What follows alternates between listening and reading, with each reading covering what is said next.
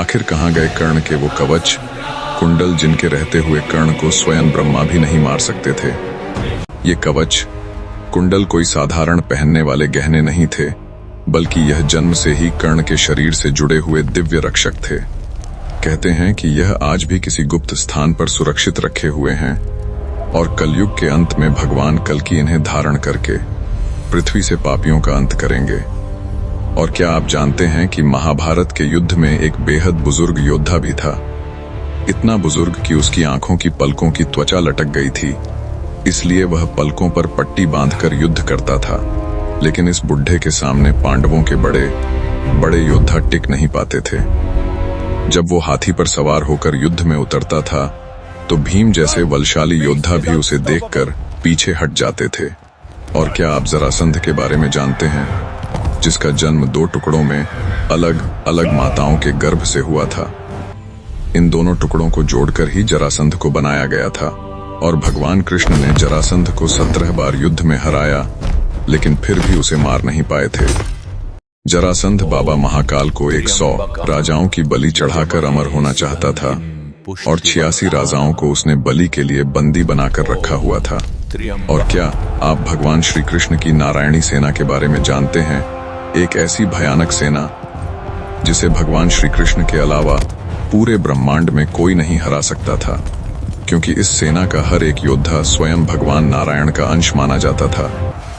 इस सेना में एक बहुत खूंखार ग्रुप था। इस ग्रुप का एक ही नारा था, या तो जीत या फिर मृत्यु। लेकिन अंत में उस घातक सेना का क्या हुआ? क्या कोई श्राप था? क्या वह धरती में दब गई और कलयुग के अंत में फिर जागेगी? बहुत कम लोग जानते हैं कि महाभारत युद्ध के दौरान एक सफेद योद्धा भी देखा गया था। वह किसी भी पक्ष की तरफ से युद्ध नहीं लड़ रहा था, वह सिर्फ शवों को गिन रहा था। जब भी कोई वीर गिरता वो सफेद साया उसे छूता और वो शरीर तुरंत ठंडी राख सा पड़ जाता। आखिर कौन था यह सफेद योद्धा? और क्या आप जानते हैं कि महाभारत के 18 दिन के युद्ध के बाद जब भगवान कृष्ण और अर्जुन रथ से उतरे तो रथ धूं धूं करके जल क्यों उठा था? और क्या आप जानते हैं अश्वत्थामा के माथे पर जन्म से एक दिव्य मणि थी जो उसे भूख, प्यास, थकान और अस्त्रों के डर से बचाती थी। युद्ध के बाद सजा के तौर पर कृष्ण ने वह मणि निकलवा ली। मणि निकलने के बाद वह घाव कभी नहीं भरा और उसी घाव के साथ वह आज भी भटक रहा है। कुछ मान्यताएं कहती हैं वह अमर नहीं बल्कि एक टाइम लूप में फंसा है। इस टाइम लूप में कोई भी उसका चेहरा नहीं देख सकता, केवल उसकी परछाई दिखाई देती है। बहुत कम लोग जानते हैं कि गांधारी ने अपनी आंखों पर पट्टी सिर्फ शोक में नहीं बांधी थी। सालों तक आंखें बंद रखने से उनके भीतर कोशिकीय ऊर्जा इतनी बढ़ गई थी कि जब उन्होंने पट्टी खोली तो उनकी नजर से निकलने वाली शक्ति ने दुर्योधन के शरीर को स्टील जैसा सख्त बना दिया था। ये एक तरह का प्राचीन रेडिएशन इफेक्ट था। और शिखंडी का जन्म कन्या के रूप में हुआ, लेकिन उसे लड़के की तरह पाला गया। बाद में उसने स्थूणाकर्ण नाम के एक यक्ष से अपना लिंग परिवर्तन करवाया। वह न पूरी तरह पुरुष था न महिला। और अंत में जब भगवान श्री कृष्ण ने धरती पर अपनी लीला पूरी कर दी तो उनका दिव्य सुदर्शन चक्र आखिर कहाँ गया? क्या वह आज भी धरती में कहीं सुरक्षित पड़ा है? और क्या जब भगवान विष्णु कल्कि अवतार में आएंगे तो वही सुदर्शन चक्र फिर से पापियों का अंत करेगा? दोस्तों, आज मैं आपको महाभारत काल के ऐसे रहस्य बताने वाला हूं जो शायद आपने कभी नहीं सुने होंगे, जिन्हें सुनकर आप दांतों तले उंगली दबा लोगे। इसलिए चैनल पर नए हैं तो वीडियो को लाइक करें, चैनल को सब्सक्राइब करें और बेल आइकॉन जरूर दबाएं ताकि नए वीडियो का नोटिफिकेशन सबसे पहले आपको मिले। तो चलिए दोस्तों, कमेंट में जय श्री कृष्ण लिखकर इस अद्भुत और रोमांचक सफर की शुरुआत करते हैं। नंबर 1 पर है महाभारत का सबसे बुजुर्ग योद्धा जिसने पांडवों की नाक में दम कर दिया था। जब महाभारत का युद्ध शुरू हुआ तो उस युद्ध में पूरे भारत से बहुत से राजा आए थे। उन्हीं में से एक राजा आया था असम की तरफ से जिसका नाम था भगदत्त। भगदत्त बहुत बूढ़ा था, इतना बूढ़ा कि उसके चेहरे की चमड़ी ढीली हो गई थी। उसकी आंखों की त्वचा नीचे लटक कर उसकी आंखें ढक लेती थी, जिससे उसे देखने में परेशानी होती थी। युद्ध में उसे ठीक से दिखाई दे, इसलिए वह अपने माथे पर एक पट्टी बांधता था। यह पट्टी उसकी लटकी हुई त्वचा को ऊपर उठाकर रखती थी इस तरह वह सब कुछ देख सकता था और लड़ सकता था। भगदत्त बहुत ताकतवर राजा था। उसके पास एक बहुत बड़ा और बहुत भयानक हाथी था जिसका नाम था सुप्रतीक। वह हाथी इतना विशाल था कि लोग उससे डर जाते थे। जब वह हाथी दौड़ता था धरती कांप जाती थी। जब भगदत्त और उसका हाथी युद्ध के मैदान में आए तो बहुत से सैनिक भागने लगे। सब बोलने लगे, अरे भगदत्त आ गया है, जान बचाकर भाग जाओ। पहले भीम उनसे भिड़े, लेकिन सुप्रतीक ने भीम का रथ तोड़ दिया। तब भीम समझ गए सीधे लड़कर हाथी को रोकना नामुमकिन है, इसलिए वह हाथी के पेट के नीचे घुस गए। यह देखकर हाथी परेशान हो गया, लेकिन भगदत्त फिर भी नहीं रुका, वह आगे बढ़ता गया। सारे लोग डर गए। तभी अर्जुन आ गए। अर्जुन के रथ को खुद भगवान श्री कृष्ण चला रहे थे। तब श्री कृष्ण ने अर्जुन से कहा, उसकी पट्टी पर तीर चलाओ, पट्टी कट जाएगी तो उसे दिखाई नहीं देगा। अर्जुन ने निशाना लगाया और पट्टी कट गई। ढीली चमड़ी तुरंत आंखों पर गिर गई। अब भगदत्त को कुछ भी नहीं दिख रहा था, वह लगभग अंधा हो चुका था। अंधा सा होकर उसने लड़ने की कोशिश की, पर कहां मारे, कैसे मारे उसे कुछ समझ नहीं आ रहा था। तब अर्जुन ने एक और तीर चलाया और भगदत्त का युद्ध समाप्त हो गया। भगदत्त और उसका हाथी दोनों धराशायी हो गए। अर्जुन उनके पास गए और प्रणाम किया, क्योंकि दुश्मन होते हुए भी भगदत्त बहादुर था, ईमानदार था और धर्म निभाने वाला योद्धा था। उसने आखिर तक लड़ाई की। वह बहुत बूढ़ा था पर उसका हौसला जवान था, इसीलिए लोग आज भी उसकी कहानी याद करते हैं। नंबर 2 पर है भगवान श्री कृष्ण की नारायणी सेना। महाभारत के समय भारत वैसा नहीं था जैसा आज दिखाई देता है। उस समय हर क्षेत्र में छोटे छोटे राज्य थे। हर राजा की अपनी अपनी सेना थी और हर जगह अलग अलग युद्ध पद्धतियां प्रचलित थीं। कहीं हाथियों का बोलबाला, कहीं घोड़ों का, कहीं गदायुद्ध प्रमुख था, कहीं रथयुद्ध प्रमुख था। लेकिन इन सब के बीच एक ऐसी सेना थी जिसकी चर्चा पूरे आर्यावर्त में होती थी। लोग कहते थे कि यह सेना साधारण नहीं है, यह किसी राजा के अधीन नहीं, सीधे भगवान श्री कृष्ण की अपनी सेना है। लोग इसे नारायणी सेना कहते थे।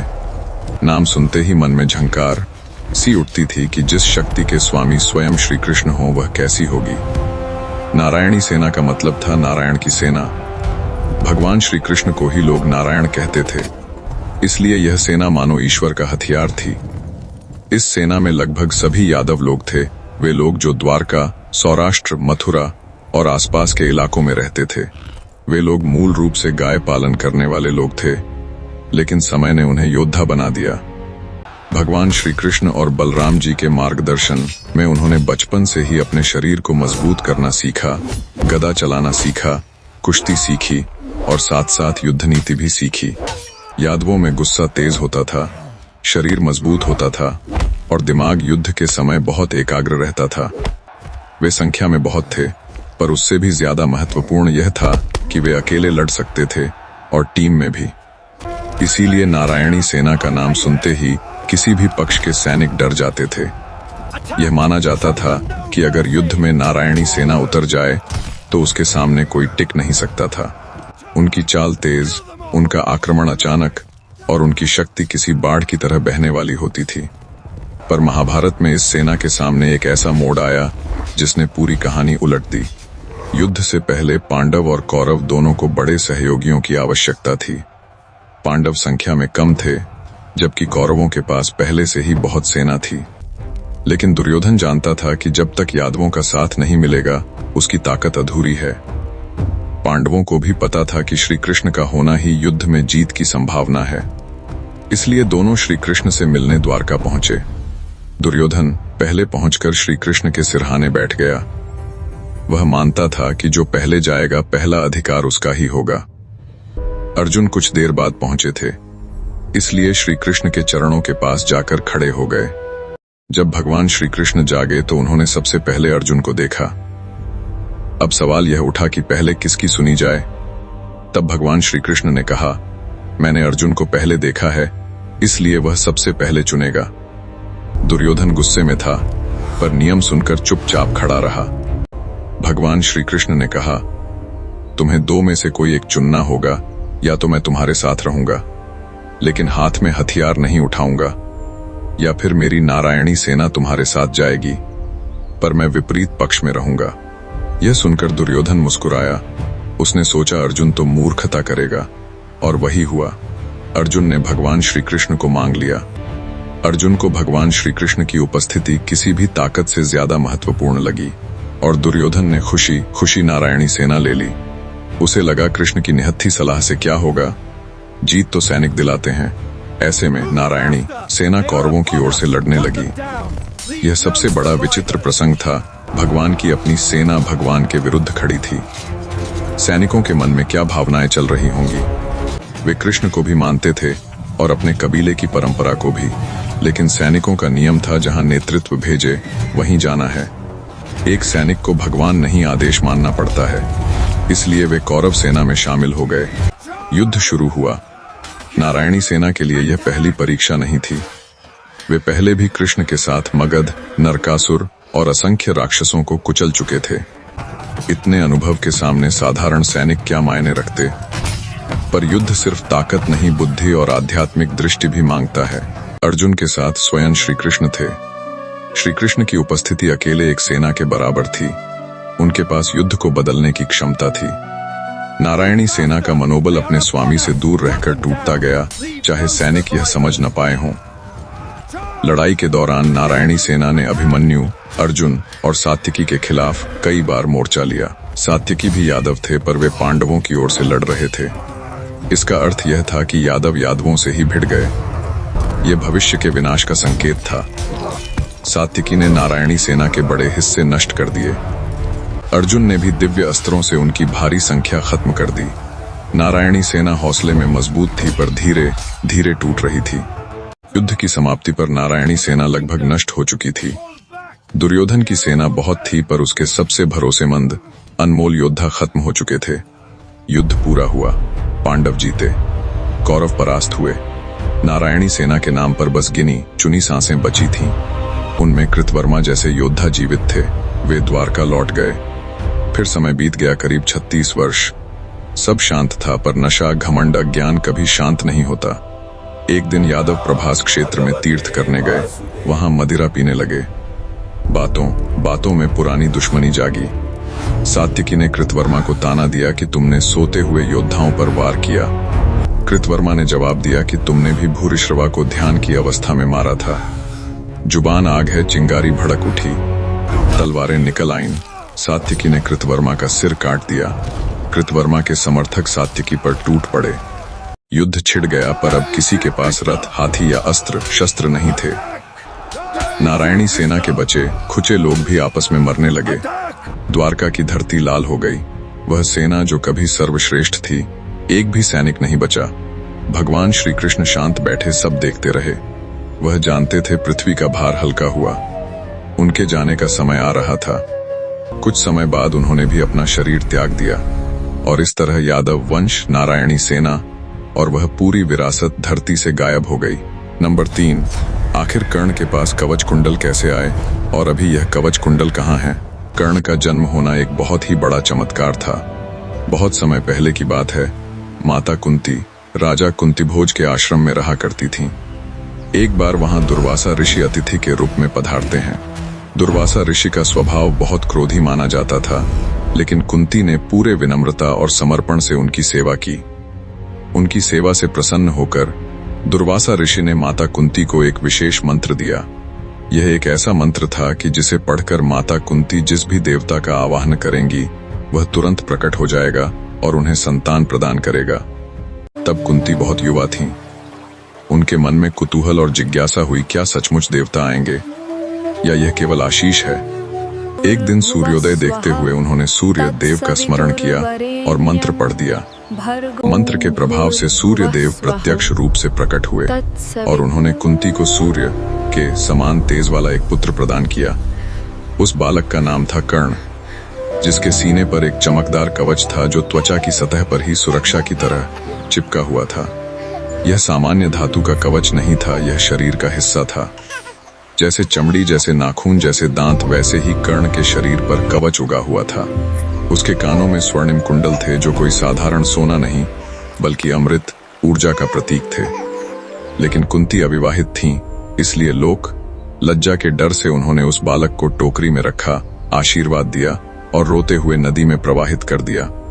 वह टोकरी बहती हुई हस्तिनापुर पहुंच गई, जहां सारथी अधिरथ और उनकी पत्नी राधा को मिली, और फिर आगे उसी परिवार ने कर्ण का पालन पोषण किया।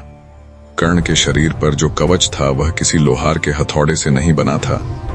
वह ब्रह्मांडीय कणों, दिव्यता, तप और श्राप के मिश्रण से जन्मा था। वह इतना मजबूत था कि यदि कोई उस पर बाण चलाता तो बाण मुड़ जाता। यदि कोई उस पर दिव्य अस्त्र फेंकता तो अस्त्र की ऊर्जा उसके भीतर ही निष्प्रभावी हो जाती थी।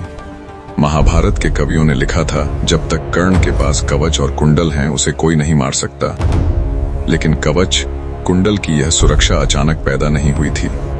इस कहानी का सूत्र कहीं बहुत पीछे सतयुग में जाकर मिलता है, जब दंभीद्भव नाम का एक असुर सूर्य देव से अमरत्व चाहता था। प्रकृति के नियम में अमरता नहीं होती, इसलिए सूर्य देव ने मना कर दिया। तब असुर ने वरदान का रास्ता बदल दिया। उसने कहा, ठीक है, अमरता मत दो, लेकिन मुझे 1000 ऐसे कवच दो जिन्हें कोई न तोड़ सके, और यदि कोई योद्धा उन्हें तोड़े तो उसे 1000 वर्षों की तपस्या करनी पड़े, फिर 1000 वर्षों का युद्ध करना पड़े, और जैसे ही कवच टूटे वह योद्धा मर जाए। यह वरदान गणितीय रूप से अजेय था। कोई योद्धा एक कवच तोड़ने में ही मर जाए तो बाकी 999 कवच कौन तोड़े। वरदान पाकर असुर ने आतंक मचा दिया। देवता, असुर, गंधर्व सब भयभीत हो गए। तब भगवान विष्णु ने अपने 2 रूप धारण किए, नर और नारायण। वे दोनों एक साथ रणनीति लेकर उतरे। 1000 वर्ष एक तपस्या करता, दूसरा युद्ध करता, एक कवच टूटता, योद्धा मरता और दूसरा उसे पुनर्जीवित कर देता। यह चक्र 999 बार चला और सहस्त्र कवच के 999 कवच टूट गए। बस एक कवच बचा और वह असुर डरकर भागा और सूर्य लोक में जाकर छुप गया। हजारों वर्ष बाद जब माता कुंती ने सूर्य देव को बुलाया तो सूर्य के तेज के साथ वह अंतिम कवच भी कुंती के गर्भ में प्रवेश कर गया और जन्मा कर्ण अंतिम कवच का धारक। इसीलिए महाभारत के युद्ध में अर्जुन और कृष्ण कर्ण से लड़ते थे, क्योंकि वे कोई साधारण योद्धा और सारथी नहीं थे। वे वही नर और नारायण थे जो अंतिम कवच को नष्ट करने लौटे थे। दोस्तों, कर्ण की कहानी युद्ध से नहीं, समाज की चोट से शुरू होती है। एक सारथी के घर पला बच्चा जिसे दुनिया सूत पुत्र कहकर अपमानित करती थी, लेकिन उस अपमान के पीछे दुनिया की अज्ञानता थी, क्योंकि जिसे वे सूत पुत्र कह रहे थे वह तो देवताओं का पुत्र था। लेकिन कर्ण जीवन भर अपनी पहचान के लिए नहीं, अपनी क्षमता के लिए लड़ा। राजाओं ने उसे प्रतियोगिताओं से रोका, धिक्कारा, तिरस्कृत किया, लेकिन कर्ण ने अपना गौरव स्वयं गढ़ा, और इस गौरव का परिणाम था दानवीरता। कर्ण किसी को खाली हाथ नहीं लौटाता था। चाहे द्रोणाचार्य हों, चाहे सूर्य हों, चाहे कोई भिखारी, वह कभी किसी को खाली हाथ नहीं जाने देता था। उसके लिए दान देना धर्म था। यही वजह थी कि जब इंद्र अर्जुन के पिता भयभीत हुए तो उन्हें पता था कि कर्ण को युद्ध में हराया नहीं जा सकता। तब इंद्र ने छल का रास्ता अपनाया। वे एक बूढ़े ब्राह्मण का रूप लेकर आए, लेकिन सूर्य देव ने पहले ही कर्ण को सपने में चेतावनी दी थी कि पुत्र, इंद्र आएंगे, वे तुमसे कवच मांगेंगे, लेकिन मत देना, यह तुम्हारी मृत्यु का द्वार है। उन्हें सोना दे देना, राज्य दे देना, गायें दे देना, दासियां दे देना, लेकिन अपने प्राणों की रक्षा मत खोना। कर्ण मुस्कुराया, पिताजी, मृत्यु सबकी आती है, पर अपयश अनंत होता है। यदि इंद्र स्वयं मांगने आएंगे तो यह मेरा गौरव है। फिर वह दिन आया। नदी किनारे खड़े होकर पूजा करने के बाद कर्ण ने उस ब्राह्मण को दान देने का वचन दे दिया। ब्राह्मण बोला, मुझे तुमसे भिक्षा चाहिए, लेकिन मेरी एक शर्त है, जो भी मैं मांगूंगा तुम्हें वहीं देना पड़ेगा। कर्ण ने वचन दे दिया। तब ब्राह्मण बोला, मुझे तुम्हारा कवच और कुंडल चाहिए। कर्ण समझ गया, यह कोई साधारण भिखारी नहीं, यह इंद्र का छल है। लेकिन कर्ण ने वचन दे दिया था और कर्ण के लिए वचन से बड़ा कुछ नहीं था। लेकिन अब सवाल था, कवच दिया कैसे जाए। यह कोई पहना हुआ कवच नहीं था, यह शरीर में धंसा हुआ कवच था। इसे उतारने के लिए शरीर को काटना पड़ता। तब कर्ण ने शस्त्र निकाला, अपनी छाती की चमड़ी उधेड़ी, रक्त की धारा बह निकली। मांस के भीतर वह चमकता हुआ कवच दिखाई देने लगा। कर्ण ने उसे नोचकर निकाला और इंद्रदेव को दे दिया। कर्ण ने कुंडल भी निकाले और इंद्र के हाथों में रख दिए। कर्ण का पूरा शरीर खून से लथपथ हो गया था। देवता हैरान थे, लेकिन कर्ण के चेहरे पर मुस्कान थी। तभी आकाशवाणी हुई, इंद्र, तूने कर्ण के साथ छल किया है। यदि तूने कवच कुंडल के बदले कुछ नहीं दिया तो अभी तेरा रथ भूमि में समा जाएगा। तब इंद्र ने कर्ण को एक अमोघ अस्त्र दिया और बोला, इस अस्त्र का प्रयोग तुम केवल एक बार कर सकते हो और यह अस्त्र खाली नहीं जाएगा। जिस पर भी इसका प्रयोग होगा उसका अंत निश्चित होगा। यहीं से कर्ण की त्रासदी शुरू होती है। कवच गया, शरीर असुरक्षित हुआ, लेकिन कर्ण अभी भी उसी आत्मविश्वास से भरा हुआ था। वह अब भी अर्जुन के सामने खड़ा होना चाहता था, लेकिन समय उससे पहले टूट गया। घटोत्कच की विनाशकारी शक्ति के कारण कर्ण को वह अमोघ अस्त्र चलाना पड़ा। वह इसे अर्जुन पर चलाना चाहता था, लेकिन चलाना पड़ा घटोत्कच पर। अब युद्ध में कर्ण असुरक्षित था। उसका कवच जा चुका था, उसका एकमात्र दिव्य अस्त्र भी जा चुका था, भाग्य उससे छिन चुका था। और जैसे नियति खुद खेल रही हो, वैसे ही उसके रथ का पहिया कीचड़ में धंस गया। कर्ण शस्त्र नहीं उठा सकता था। सामने अर्जुन थे और पीछे कृष्ण, जो सच जानते थे। कृष्ण बोले, अर्जुन, यही सही मौका है कर्ण को मारने का। अर्जुन ने बाण चलाया जो सीधा कर्ण के सीने में लगा और इस तरह एक महान योद्धा कर्ण का अंत हुआ। लेकिन कहानी यहाँ खत्म नहीं होती। सवाल अब शुरू होता है कि आखिर वह कवच गया कहाँ। महाभारत बस इतना कहता है कि इंद्र उसे स्वर्ग ले गए, लेकिन क्या सचमुच ऐसा ही हुआ? लोककथाएं कहती हैं इंद्र उस कवच की ताप, उसकी ऊर्जा, उसकी दैवीय बिजली संभाल ही नहीं पाए। वह कवच न तो किसी देवस्त्रागार में रखा जा सकता था, न किसी स्वर्गीय संग्रहालय में। इसीलिए इंद्र ने उसे धरती के किसी स्थान पर छिपा दिया। नंबर 5 पर है नकली कृष्ण। बहुत समय पहले की बात। द्वापर युग का वह स्वर्णिम काल था जब भगवान श्री कृष्ण की कीर्ति चारों दिशाओं में फैल चुकी थी। द्वारका का नाम सुनते ही लोगों के मन में वैभव, नीति, बुद्धि और शक्ति का भाव उठता था। श्री कृष्ण न सिर्फ युद्ध नीति में पारंगत थे, बल्कि प्रेम, करुणा और विनम्रता के भी आदर्श थे। यही कारण था कि छोटे छोटे गांवों से लेकर बड़े साम्राज्यों तक हर कोई उन्हें वासुदेव, योगेश्वर, पूर्ण पुरुषोत्तम मान चुका था। परंतु संसार में जहां प्रकाश होता है, वहां परछाई भी जन्म लेती है। यश के जहां दिए जगमगाते हैं, वहां ईर्ष्या, भ्रम और अहंकार के धुएं भी उठते हैं। इस अंधेरे का सबसे विचित्र पात्र था पौंड्रिक नाम का राजा। पुंद्र देश के लोग अपने राजा को धनवान, प्रभावशाली और सुंदर मानते थे, पर कोई नहीं जानता था कि उस सुंदरता के भीतर एक बेचैन मन पल रहा था। पौंड्रिक अक्सर आईने के सामने खड़ा होता और सोचता, दुनिया में शक्ति किसके पास है, किसके सम्मान में लोग सिर झुकाते हैं। उसका अहंकार बार बार यह सवाल पूछता और जवाब में केवल एक ही नाम उभरता, कृष्ण। उसने सुना था द्वारका का कृष्ण लोगों को मोहित कर लेता है, शस्त्र और शास्त्र दोनों में सिद्ध है, देवकी पुत्र है, वासुदेव कहलाता है। यह वासुदेव शब्द ही पौंड्रिक के भीतर कांटे की तरह चुभता था। उसका उत्तर उसके अपने दरबार ने दिया। एक दिन दरबार में एक मंत्री बोला, राजन, आप ही असली वासुदेव हैं। कृष्ण ने आपका नाम चुरा लिया है। पौंड्रिक मुस्कुराया। पहले तो मजाक जैसा लगा, पर शब्द मन में अटक गया। दूसरा बोला, कृष्ण चोर है, वह लोगों को बस मोहित करता है, जबकि वास्तविक शाही गुण आप में है। तीसरा बोला, आपके हाथ, आपकी आंखें, आपका कद कृष्ण से श्रेष्ठ है, आप ही असली देवता हैं। एक शब्द जहर बनकर पौंड्रिक के भीतर घुलता गया। राजा उस रात सो नहीं पाया। वह सोचता रहा, क्या सचमुच मैं उससे कम हूं? क्या दिव्यता किसी ग्वाले में हो सकती है? राजसी तेज मुझ में है, तो फिर क्यों लोग कृष्ण को पूजते हैं? अगली सुबह वह बदला हुआ था। उसने आदेश दिया कि उसका सिंहासन ऊंचा किया जाए, ताकि जनता उसे नीचे से ऊपर देखकर नत हो। उसने कहा कि अब उसके आगमन पर शंख बजेंगे, आरती होगी और लोग जय हो वासुदेव कहेंगे। पहले लोग अनमने होकर बोले, फिर डर से बोले, और धीरे धीरे आदत हो गई। पौंड्रिक अब स्वयं को केवल राजा नहीं बल्कि भगवान मानने लगा। इसके बाद उसने सबसे अजीब आदेश दिया, कृष्ण जैसा वेश बनाओ। कारीगरों ने पीतांबर रंग का कपड़ा तैयार किया, पर वह साधारण था, सोने जैसा नहीं था। एक कारीगर ने कौस्तुभ के स्थान पर लाल रंग का कांच जड़ दिया। गदा लकड़ी की थी और रंग से चमकाई गई थी। चक्र साधारण लोहे का था, पर इतना हल्का कि उड़ा दो तो खिलौना लगे।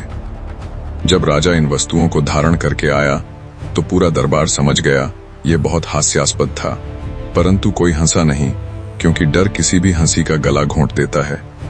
पौंड्रिक ने आईने में स्वयं को देखा, मन प्रसन्न हो उठा। वह फूला नहीं समाया और बोला, अब मैं पूर्ण वासुदेव हूं। इस दिन से राज्य में एक अजीब नाटक शुरू हुआ। लोगों को राजा की मूर्ति बनानी पड़ी, पूजा करनी पड़ी, माला चढ़ानी पड़ी। बच्चे डर से भगवान और राजा में फर्क भूलने लगे। मंदिरों में कृष्ण की जगह पौंड्रिक की तस्वीरें लगाने का आदेश आने लगा। फिर राजनीति ने आग में तेल डाला। काशी का राजा कृष्ण के प्रभाव से जलता था। वह बोला, पौंड्रिक सही है, कृष्ण इम्पोस्टर है। चेदिराज, जो शिशुपाल का मित्र था, उसने बदला लेने का मौका देखा और पौंड्रिक की पीठ थपथ पाई। अब तीनों ने मिलकर एक योजना गढ़ी, कृष्ण को संदेश भेजकर चेतावनी दी जाए। दूत द्वारका पहुंचा। पूरा नगर शांत और भव्य था। लोग सुव्यवस्थित, सैनिक अनुशासित और कृष्ण का संविधान स्पष्ट था। दूत को लगा यह स्थान भय से नहीं, प्रेम से चलता है, परंतु उसे आदेश सुनाना ही था। उसने ऊंची आवाज में कहा, हे कृष्ण, पौंड्रिक वासुदेव आदेश देते हैं कि तुमने उनकी उपाधि चुराई है। यदि जीवित रहना चाहते हो तो तुरंत वासुदेव शब्द त्याग दो, आयुध छोड़ दो और उनके आगे आत्मसमर्पण करो, नहीं तो युद्ध के लिए तैयार हो जाओ। द्वारका के सैनिक दंग रह गए। कुछ ने व्यंग्य किया, क्या लकड़ी का चक्र लेकर आएगा? क्या वह नकली कौस्तुभ पहनकर लड़ेगा? पर भगवान श्री कृष्ण शांत रहे। उनकी आंखों में एक आनंद भरी मुस्कान थी, जैसे कोई किशोर बच्चे की नादानी देख रहा हो। उन्होंने बस दूत से कहा, जाओ, कह दो हम जल्द ही पौंड्रिक को उसके आयुध सौंप आएंगे। कुछ दिनों बाद युद्ध का समय आया। दोनों ओर सेनाएं जुट गईं। जब पौंड्रिक और कृष्ण आमने सामने आए, युद्ध भूमि स्तब्ध रह गई। दोनों एक जैसे वस्त्रों में, पर एक में तेज, दूसरे में चटकीला दिखावा। भगवान श्री कृष्ण धीमे से बोले, तो तुम वही हो जो कहते हो कि मैं इम्पोस्टर हूं? पौंड्रिक ठहाका लगाकर बोला, हाँ, आज तेरी असलियत उजागर कर दूंगा। श्री कृष्ण मुस्कुराए, अच्छा, प्रहार करो। यदि वासुदेव हो तो अपनी गदा का प्रभाव दिखाओ। पौंड्रिक ने लकड़ी की गदा जोर से फेंकी। अदा हवा में घूमी और बीच रास्ते टूटकर धूल हो गई। पौंड्रिक ने लोहे का चक्र फेंका। वह लड़खड़ाया, झटके से घूमा और घास में गिर गया। श्री कृष्ण बोले, अब मेरा आयुध लौटाने का समय आ गया। उन्होंने सुदर्शन चक्र उठाया। आकाश कांप गया। पौंड्रिक की आंखों में पहली बार अहंकार की जगह पश्चाताप आया, पर समय समाप्त हो चुका था। क्षण भर में उसका सिर धड़ से अलग हो गया। चक्र ने लौटकर कृष्ण को प्रणाम किया और दिव्य तेज में विलीन हो गया। नंबर 6, शाल्व का उड़ने वाला शहर। महाभारत के समय एक राजा था शाल्व। वह भगवान कृष्ण से बहुत नाराज था और बदला लेना चाहता था। शाल्व ने सोचा कि साधारण सेना और हथियारों से वह कृष्ण को नहीं हरा पाएगा, इसलिए वह कुछ बहुत अलग करना चाहता था। शाल्व ने भगवान शिव की कठोर तपस्या की। उसने कई दिनों तक भोजन नहीं किया, पूजा की और भगवान शिव से एक ही वर मांगा, मुझे ऐसा उड़ने वाला नगर दो जिसे कोई न हरा सके, वह हवा में उड़ सके, लोगों को डरा सके और युद्ध में बहुत ताकतवर हो। भगवान शिव ने उसका वर पूरा किया और उसे मिला एक उड़ने वाला लोहे का नगर, जिसका नाम था सौभ। यह कोई छोटा यान नहीं था, बल्कि एक बहुत बड़ा उड़ता हुआ किला था। इसमें लोग रह सकते थे, सैनिक खड़े हो सकते थे और अंदर से युद्ध चलाया जा सकता था। सौभ की सबसे अजीब बात यह थी कि वह कभी दिखाई देता और कभी अचानक गायब हो जाता। कभी वह बादलों के बीच छुप जाता, कभी समुद्र के ऊपर रुक जाता, कभी नीचे उतरकर लोगों को डराता। उसे देखकर लोग घबराते, क्योंकि उन्होंने ऐसा कभी नहीं देखा था। अब शाल्व इस किले में बैठकर द्वारका यानी कृष्ण के नगर पर हमला करता है। ऊपर से पत्थर बरसाता, आग फेंकता और लोग समझ नहीं पाते कि क्या करें। सैनिक जमीन पर खड़े थे, पर हमला ऊपर से हो रहा था। यह ऐसा था जैसे आज कोई हवाई जहाज से बम गिराए और नीचे के लोग बेबस हों। द्वारका में अफरातफरी मच गई। लोग घरों से बाहर भागने लगे। सैनिक ऊपर देखने लगे, लेकिन सौभ कभी दिखता कभी गायब। सबको डर था कहीं यह पूरा नगर ही न तोड़ दे। तभी कृष्ण लौटते हैं। वह शांत मन से युद्ध देखने लगते हैं। वे जानते हैं कि डरकर लड़ाई नहीं जीती जाती। कृष्ण तीर चलाते हैं। जब सौभ दिखाई देता वे वार करते, जब छुप जाता वे इंतजार करते। शाल्व कई बार धोखा देने की कोशिश करता। कभी वह ऐसी आवाज सुनाता कि लगता कोई अपना मर गया है। कभी वह किसी प्रिय जन की नकल करता ताकि कृष्ण परेशान हो जाए। लेकिन कृष्ण समझ जाते हैं कि यह सब भ्रम है। धीरे धीरे कृष्ण देखते हैं कि सौभ का कुछ हिस्सा कमजोर है। वे उसी जगह पर बार बार तीर मारते हैं। सौब हिलने लगता है, उसकी दीवारें टूटने लगती हैं। अंत में कृष्ण सुदर्शन चक्र उठाते हैं। चक्र उसका पीछा नहीं छोड़ता। थोड़ी देर बाद सौब टूटने लगता है, उसके लोहे के हिस्से बिखर जाते हैं। इतना बड़ा उड़ता हुआ नगर अब नीचे गिरने लगता है। आखिरकार वह समुद्र में गिर जाता है और डूब जाता है। अब शाल्व के पास कोई सहारा नहीं बचा। वह जमीन पर आकर कृष्ण से आम लड़ाई की तरह युद्ध करता है, पर उसके पास दिव्य अस्त्र नहीं थे, इसलिए वह हार जाता है। नंबर 7, नरकासुर का ब्लेड वाला शहर। महाभारत और भागवत की कथाओं में एक दुष्ट राजा का नाम आता है, नरकासुर। उसका राज्य था प्रागज्योतिषपुर। नरकासुर बहुत क्रूर था। वह लोगों को सताता था, स्त्रियों को कैद करता था और आसपास के राज्यों पर हमला करता रहता था। भगवान कृष्ण ने तय किया कि अब नरकासुर को रोका जाएगा, लेकिन नरकासुर का शहर साधारण नहीं था। उसकी सुरक्षा देखकर लगता था जैसे कोई हाई टेक मशीनों वाला किला हो। उस शहर की बाहरी सुरक्षा का जिम्मा नरकासुर के साथी मुर नाम के दैत्य के पास था। मुर ने शहर के चारों तरफ एक अजीब सी दीवार जैसी बाड़ बना रखी थी। यह बाड़ ईंट पत्थर की नहीं थी, बल्कि लोहे की रस्सियों और धारदार ब्लेड्स से बनी थी। कहा गया है कि वहां 7000 ऐसे लोहे के तार थे जो एक दूसरे से जुड़े थे और उनमें घूमने वाले चाकू लगे थे। कोई भी इंसान या घोड़ा अगर गलती से उस बाड़ के पास जाता तो वह ऐसे कटता जैसे कीमा बन जाए। यह ऐसा था जैसे किसी वीडियो गेम में फाइनल लेवल की ट्रैप दीवार हो, जहां घूमते चाकू जरा सा छू जाए तो खिलाड़ी खत्म। अब सवाल था, कृष्ण इस सुरक्षा को कैसे तोड़ेंगे, क्योंकि अगर सेना आगे बढ़ेगी तो ब्लेड उन्हें काट देंगे और कोई हथियार भी उस घूमती हुई बाड़ को रोक नहीं सकता था। कृष्ण ने एक अलग रास्ता चुना। उन्होंने अपने वाहन गरुड़ पर बैठकर आसमान की ओर उड़ान भरी। फिर उन्होंने अपना दिव्य हथियार सुदर्शन चक्र उठाया। सुदर्शन चक्र कोई साधारण चाकू या पहिया नहीं था। वह इतना तेज घूमता था कि लोहे, पत्थर और पहाड़ तक काट सकता था। कृष्ण ने चक्र को घुमाया। वह हवा में से होकर इलेक्ट्रिक कटर की तरह घूमता हुआ उन लोहे की बाड़ पर जा लगा। जहां सुदर्शन गुजरता गया वहां धातु के तार टूटते गए, ब्लेड नीचे गिरते गए। कुछ ही क्षणों में वह खतरनाक सुरक्षा जाल बिखर गया।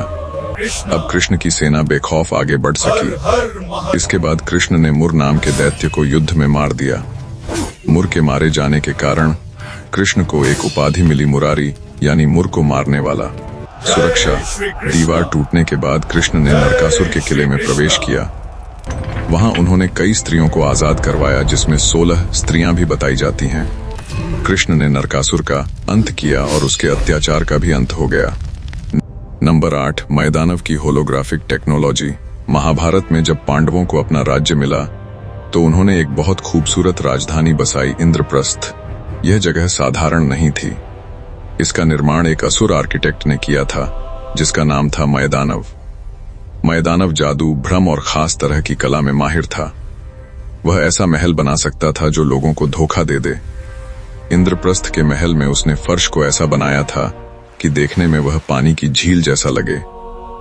दूसरी जगह उसने पानी को इस तरह सजाया कि देखने पर वह कड़ा फर्श दिखता था। जो दूर से देखता वह सोचता कि यह पक्की जमीन है, लेकिन जैसे ही कोई कदम आगे बढ़ाता वह पलाश पानी में गिर जाता।